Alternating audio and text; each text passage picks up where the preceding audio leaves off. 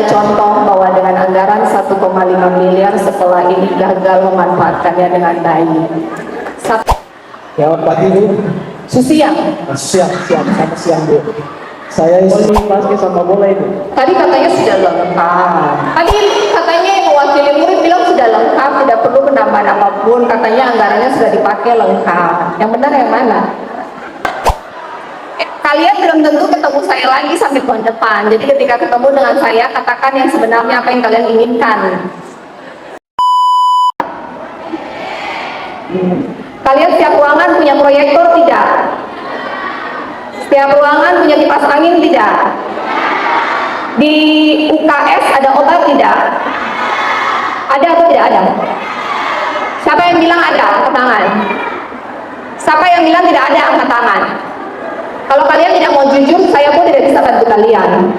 Ada obat di UKS atau tidak? Obatnya tertahu ada atau tidak? Kemudian eskul di sini ada berapa macam? Ada peralatan perlengkapan yang dibantu di eskulnya atau tidak? Tidak ada. Coba kasih mic apa ya? Ada tidak ada? Ruangan ini bergema. Siapa ketua OSIS di sini? Siapa ketua OSIS di sini? Ketua OSIS yang mana?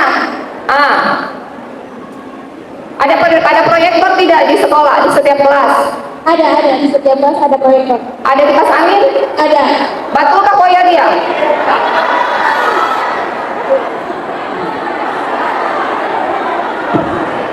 Proyektor itu ada tapi karena semua kelas punya. Makanya ada dengar pertanyaan ibu, ada proyektor di setiap ruangan kelas atau tidak? Siapa yang bisa bicara angkat mic dari dia? Kasih murid bukan guru. Nggak ada yang berani berbicara, jangan setelah itu kalian DM saya ya. Ada proyektor di setiap ruangan tidak?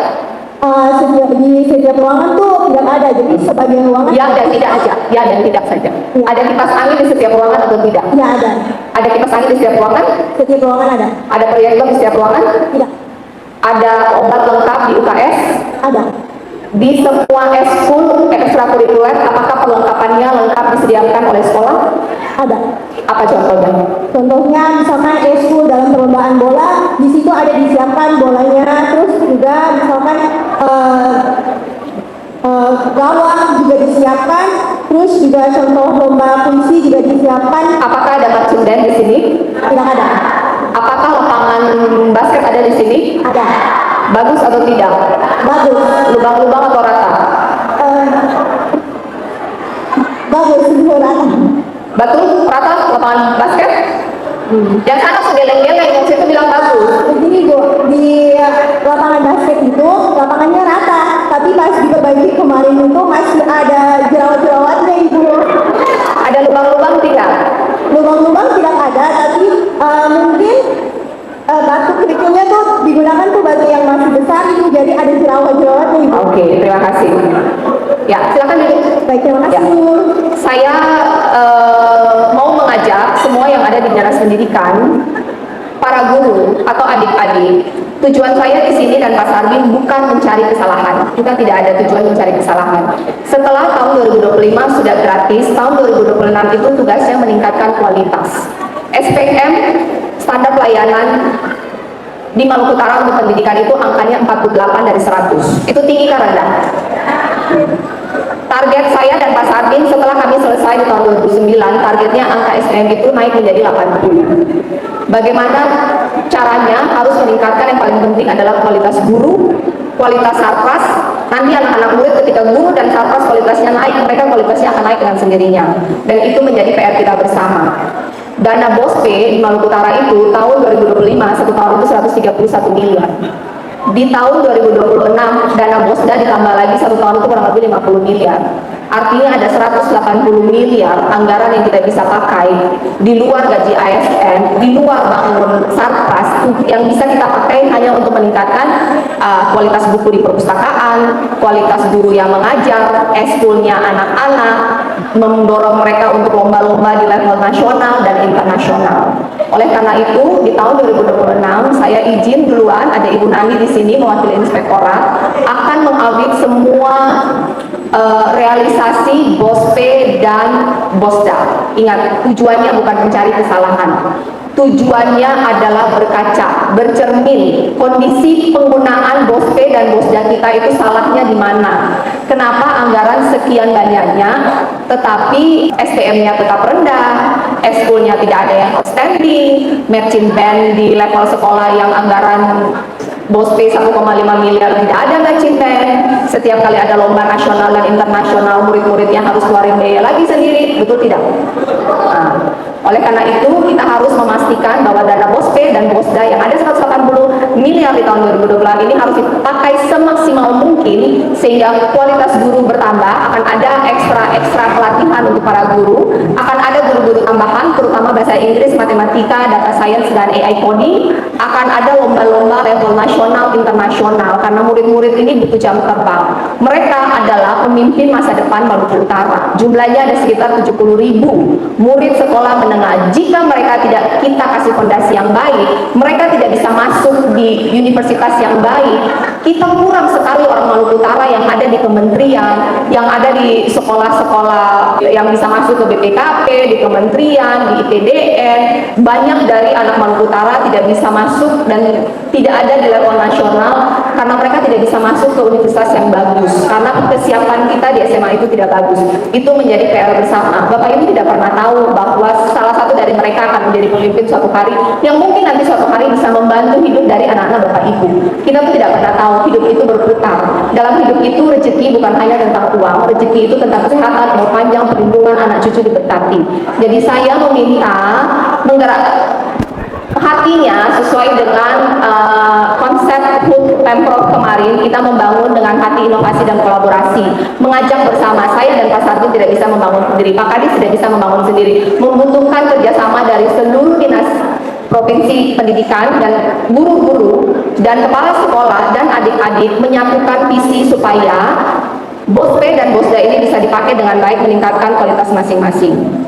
Selain dari itu, saya kemarin sudah berkonsultasi dengan Pak Menteri, dengan Bu Sekjen, dengan Pak Dirjen. Saya menyadari penuh bahwa banyak guru di sini yang belum punya sertifikat sehingga tidak bisa mendapat tunjangan sertifikat setiap bulannya. Benar tidak?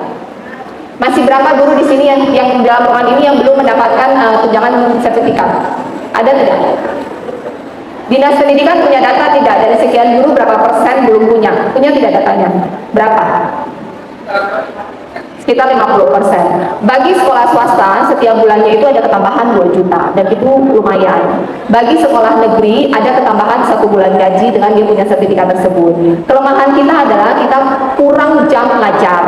Nah, di kementerian punya datanya, silakan koordinasi aja dan tempatkan guru-guru di sekolah-sekolah yang kekurangan guru sehingga mereka bisa memenuhi minimum jam mengajarnya. Dengan sendirinya mereka bisa mendapat sertifikatnya dan mereka bisa menambah penambahan minimal 2 juta per bulan dan itu sangat membantu ekonomi guru-guru ya. Guru-guru pun harus aktif untuk follow up ke dinas pendidikan. Dan yang berikutnya adalah di tahun 2026 ini kita akan launching SMA terbuka, yaitu di mana teman-teman kita, sahabat-sahabat kita yang ada di pulau-pulau, mereka yang tadinya tidak punya SMA, mereka bisa mengakses SMA dan bisa sampai punya ijazah SMA dengan pembelajaran di pulau. Itu menjadi PR dan KPI dari Dinas Pendidikan untuk memastikan di tahun ajaran baru ini bisa di launching. Dan kemarin saya berdiskusi dengan Pak Dirjen, ini pun menjadi program pendidikan nasional, jadi se-Indonesia mungkin akan jalan bareng-bareng, tapi objektif saya memastikan Maluku Utara wajib sudah jalan di 16 pulau di tahun ajaran baru. Dan yang terakhir adalah pastikan penerimaan untuk tahun ajaran baru ini berjalan dengan baik dan terus perbaiki data dapodik dan persiapan sekolah-sekolah rekrut untuk tahun 2027. Catatan saya untuk aula ini sangat bergema. Jadi untuk aula pembangunan berikutnya didesain lebih baik, memperhatikan eko yang ada di ruangan ini. Dan dalam paketnya sekaligus sound system. Sehingga aula ketika diberikan kepada sekolah, soundproofnya sudah bagus, sound systemnya ada, pastikan dalam ruangan itu ada kipas angin yang itu milik, itu sewa atau milik sendiri itu pakai kipas angin? Sewa. Pastikan sekolah aula auditorium ketika diberikan sudah punya kipas angin masing-masing, sudah punya sound system masing-masing, sudah punya soundproof yang bagus, dan besar, maksimalkan lahan itu. Koordinasi dengan BPKP untuk hitung kembali HPS-nya sehingga dengan uang yang sama kita bisa mendapatkan bangunan yang lebih baik. Dan tadi saya ke kamar mandinya tuh keramiknya licin. Harusnya kamar mandi itu keramiknya kasar. Tolong hal-hal detail itu diperhatikan. Karena tidak ada bantuan lagi untuk auditorium entah kapan. Kalian sudah tunggu auditorium berapa tahun? Hah? Sejak sekolah ini berdiri toh? Berapa tahun itu? 10 tahun ada? 20 tahun ada? Ada, 20 tahun. 20 tahun sudah menunggu akhirnya dapat auditorium. Jadi, rencanakanlah auditorium dengan baik. Karena mungkin nggak tahu kapan dapat lagi itu bantuan auditorium. Jadi ketika kita bangun, kita harus pastikan auditorium itu memang bisa difungsikan maksimal. Kayak seperti ini, jika ada acara, murid-muridnya ini kan banyak yang di luar karena nggak bisa nampung. Nah ini sendiri kan ada lapangan kosong. Mungkin dipikirkan desainnya pintunya dilipat aja. Jadi kalau misalnya ada acara yang terlalu besar, pintunya bisa dibuka semua, tambah tenda di belakang. Jadi ini menjadi satu kesatuan. Dan auditorium itu lebih baik dia melebar daripada dia memanjang. Dan coba dihitung lagi, jika duitnya cukup setiap sekolah mungkin kita bisa kasih LED yang besar. Jadi kalau setiap ada acara, mereka bisa sering-sering melakukan acara karena biaya fixed cost-nya menjadi rendah ketika auditorium sudah punya sound yang bagus, sudah punya LED yang bagus, kan sudah tidak ada biaya lagi. Biaya terbesar selalu adalah sewa tempat. Oke, terakhir, 2 orang ada yang mau bertanya atau menyampaikan curhat ke Ibu? Ada tidak? Silakan, Mike. Maju ke karpet tengah merah, singkat padat jelas.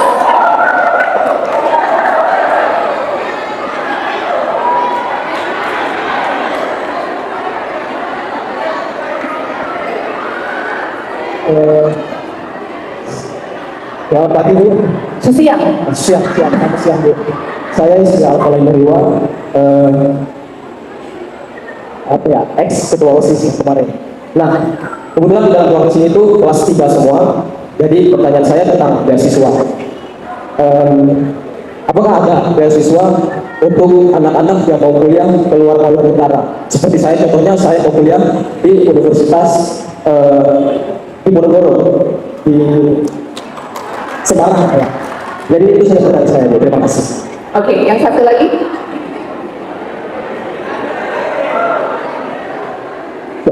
Assalamualaikum warahmatullahi wabarakatuh. Perkenalkan, nama saya Muhammad Fadir dari kelas 12 Satu. Pertanyaan saya sama Iskian sama, cuma saya ingin menambahkan saja untuk bagian eskul mohon ditambah alat kayak seperti voli, basket sama bola itu. Tadi katanya sudah lengkap. Tadi katanya yang mewakili murid bilang sudah lengkap, tidak perlu penambahan apapun. Katanya anggarannya sudah dipakai lengkap. Yang benar yang mana?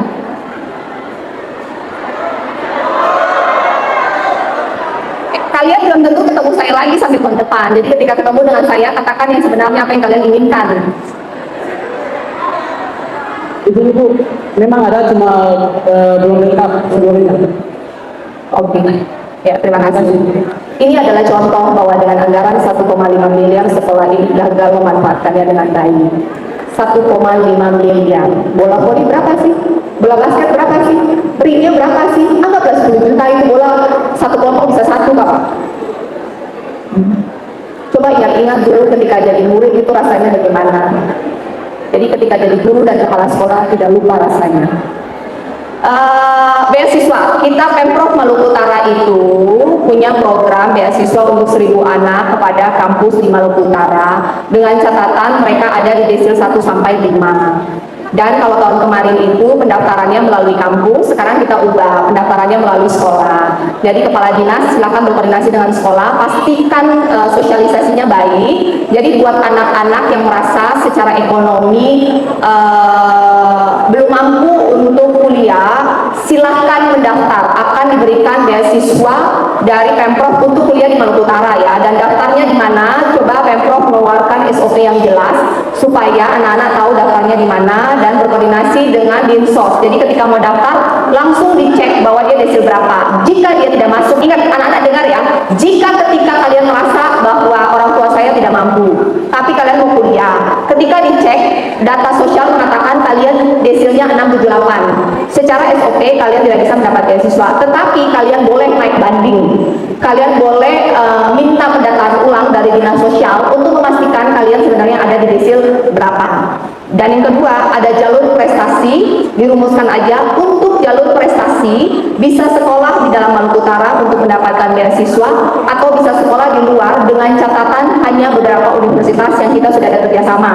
Kami Pemprov Maluku Utara sudah bekerjasama dengan UGM, UI, ITB, dengan UNPAD pun segera akan kita koordinasinya, Pak Kadis sekalian dengan UNPAD, kita akan cari 10 sekolah terbaik universitas yang ada di Indonesia.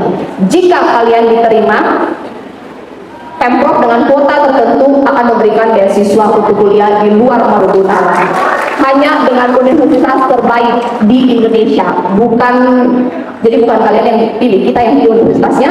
Kita pilih juga jurusannya yang berguna untuk Maluku Utara. Kalau kalian bisa diterima, Pemprov akan biayai. Setuju? Dirumuskan aja dari Dinas Pendidikan bagaimana SOP-nya disosialisasikan dengan baik untuk semua 400-an sekolah. Sekali lagi saya memberikan apresiasi sebesar-besarnya untuk Dinas Pendidikan, untuk guru-guru, untuk kepala sekolah. Saya tahu ini perubahan drastis, tetapi ingat tujuan saya dan Pak Sardin bukan mencari kesalahan. Tujuan saya dan Pak Sardin murni untuk memastikan bahwa fungsi SMA yang ada di provinsi tugasnya tuh hanya satu, memastikan bahwa kualitas anak-anak yang belajar di sini, calon-calon pemimpin Maluku Utara, mereka akan lulus dari SMA dengan kualitas yang bagus, bisa berkompetisi masuk di universitas terbaik di Indonesia, atau mereka punya skill yang kemudian bisa menghasilkan nilai ekonomi bagi keluarga dan meningkatkan kualitas hidupnya. Tujuannya cuma itu. Nah, untuk itu diperlukan guru dengan kualitas untuk mengajar mereka, sehingga dana poste, BOSDA dipakai untuk meningkatkan kualitas guru dan kualitas serta perlengkapan yang ada di bangunan ini. Setuju? Ada pertanyaan atau saran, catatan dari guru-guru atau kepala sekolah atau dinas? Silakan.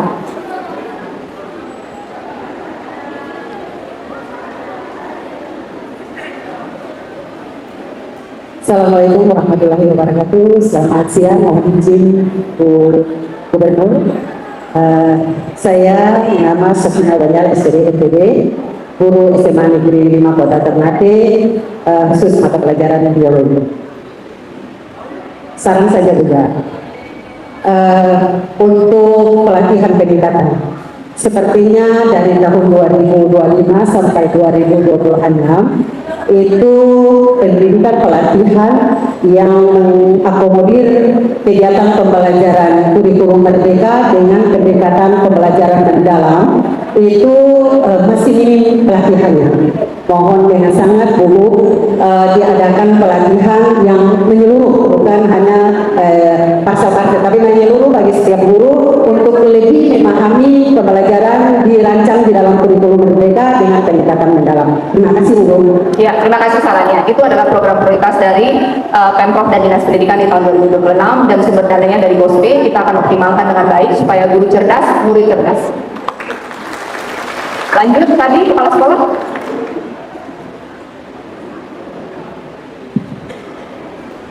Baik, terima kasih Bu atas kesempatan yang diberikan kepada kami. Assalamualaikum warahmatullahi wabarakatuh. Pertama-tama saya mengapresiasi yang cukup tinggi dan terima kasih atas apa yang sudah diberikan ke kami SMA Negeri 5 Kota Ternate. Seperti apa yang disampaikan tadi bahwa cukup lama kami menunggu untuk kedatangan ruangan atau Allah ini luar biasa. Ibu, kami memberikan apresiasi yang cukup tinggi kepada pemerintah Provinsi Maluku Utara yang telah memberikan fasilitas ini untuk kami, karena sejak lama kami menunggu dan ini merupakan satu kebutuhan yang cukup besar untuk kami, Bu.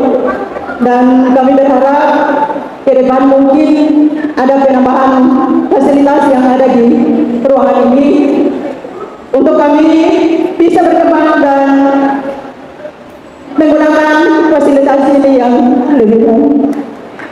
Yang berikut,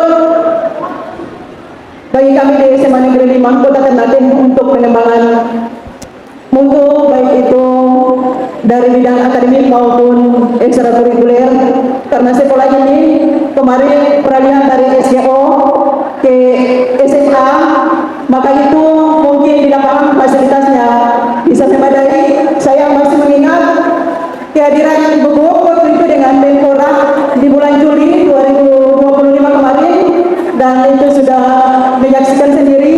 Terima kasih, ini kehadirannya sudah kedua kali, lebih memastikan lagi kondisi dan keadaan di lingkungan sekolah kami. Mungkin kemarin saya sempat mengingatkan kembali, kami punya fasilitas tadi, yaitu komputer kami masih sangat minim dengan jumlah siswa yang sangat tinggi 800, dan itu cuma 24 yang bisa dioperasikan, sehingga kami mengalami kendala ke depan, yaitu kemarin melalui PKA cukup terbatas, kami membagi beberapa sesi dan gelombang. Begitu juga akan terjadi di kemudian, sehingga itu kami mohon perhatian sekali lagi untuk infrastruktur di sekolah ini. Selain itu, mungkin apa yang sudah disampaikan oleh Bapak Ibu Guru atau anak-anak kami itu betul masih sangat kurang. Kami juga membutuhkan dan kami juga berupaya untuk bisa menyesuaikan dengan anggaran yang ada yang sudah ditetapkan oleh sekolah ini. Terima kasih, mungkin itu saja, lebih dan kurang kami mohon maaf. Wassalamualaikum warahmatullahi wabarakatuh. Ya, terima kasih Pak Kepala Sekolah. Dengan dana BOSPE dan BOSDA 2 miliar, dengan mengikuti pengaturan baru yang akan disosialisasikan oleh Dinas Pendidikan, Ibu bahkan bisa rehab lapangan basket, lapangan bola kaki, tambah komputer, uangnya lebih dari cukup. Sekolah ini punya guru honor tidak? Tidak ada kan? Sekolah ini punya guru honor tidak? Tidak ada. Artinya 2 miliar itu tidak ada uangnya 1 rupiah pun yang dipakai untuk bayar gaji. Artinya 2 miliar itu utuh, 10% hanya untuk perpustakaan, 20% untuk rehab, 20% untuk rehab fasilitas itu 400 juta. Bapak Ibu paling hanya tinggal bayar gaji yang bersih-bersih, yang sapu-sapu.